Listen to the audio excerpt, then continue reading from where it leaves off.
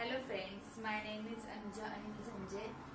Today's date is 31st January 2022. Today's topic is OOPS in Java. OOPS means Object Oriented Programming Language.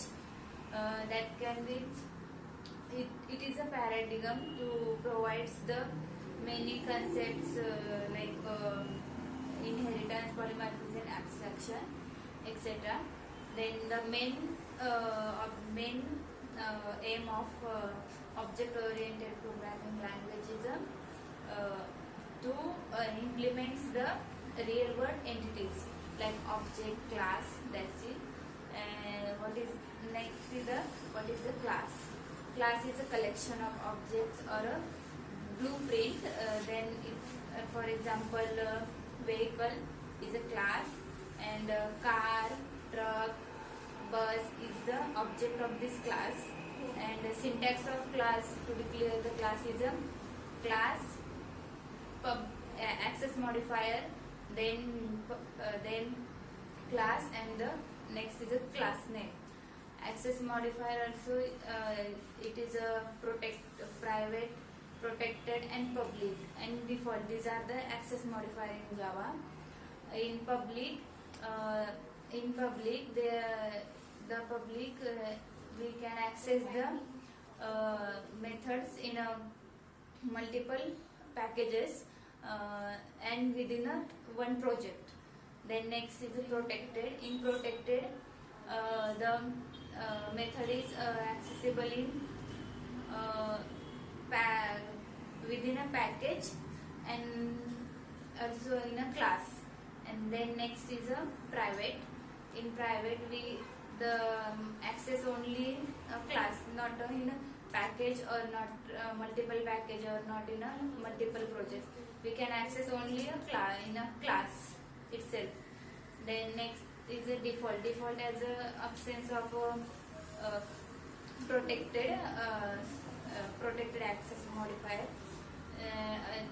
We did not need to write a default as a keyword for that.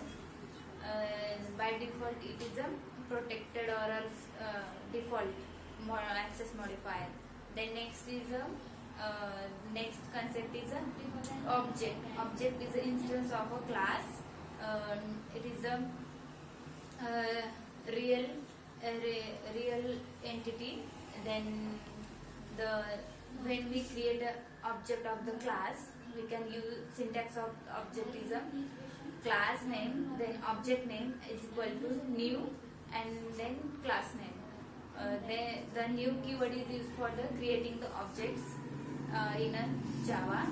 Then also for example of the object is a vehicle is a class, and then object is a suppose car.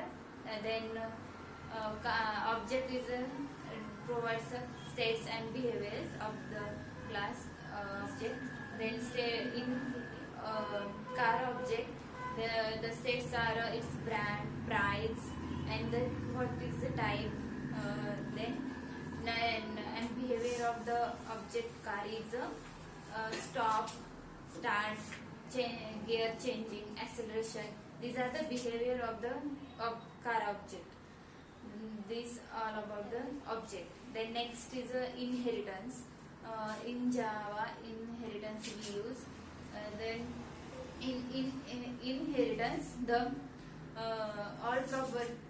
one object acquires the all properties of the another object, that is a parent object.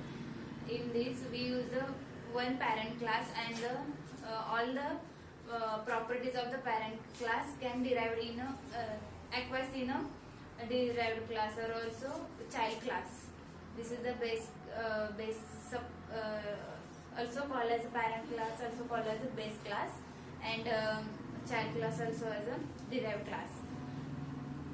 Then the next there are inheritance. There are multiple types of inheritance in Java, like a single inheritance, multi-level inheritance, hierarchical, multi-level. In Java, the multi-level inheritance is not supported. Then in single inheritance, the one parent class and the one child class. Child class access the properties of the parent class. Then multi-level are the one parent class and multiple child class. This is the multi-level. And next is the polymorphism. Polymorphism is called as many forms. Many forms. The example of polymorphism is the person or person behave like in a society. The behave like a person in a home. The person also called as anyone father, brother, or these are the behavior of the one entity. Then in a different ways. In polymorphism we use the method overloading and a method overriding. In method overloading, the multiple methods having the same name but the different parameters, and the two ways to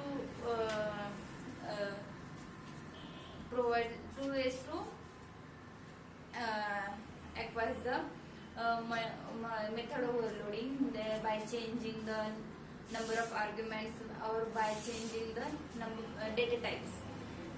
Then next is the method overriding. The parent is the subclass. In subclass, the method is declared and the parent class also method is declared. Then the method of parent class and subclass are the same. Then it is called as the overriding. Then next is encapsulation. In encapsulation, we has encapsulation. When data wrapping the code and the data in a single unit. Then fully encapsulated class in Java is when all the data members is declared as a private. Then the bean class is the example of a fully encapsulated data. Then next is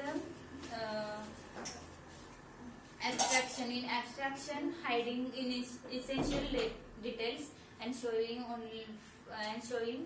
functionally to the user.